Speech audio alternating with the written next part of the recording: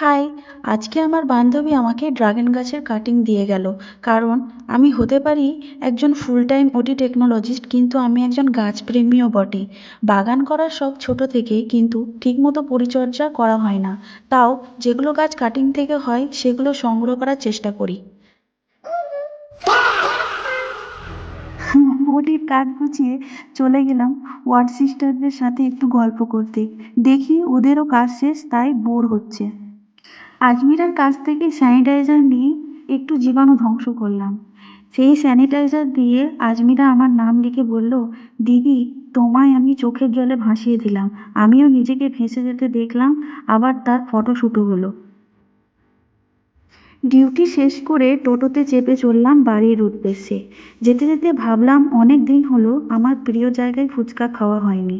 তাই বলে চলে আসলাম স্টাইল বাজারের অপোজিটে যে ফুচকা কাকুর দোকান আছে সেখানে। আমি বিগত 5 বছর থেকে এখান থেকেই ফুচকা খেয়ে আসছি, যার টেস্ট একটুও বদলায়নি।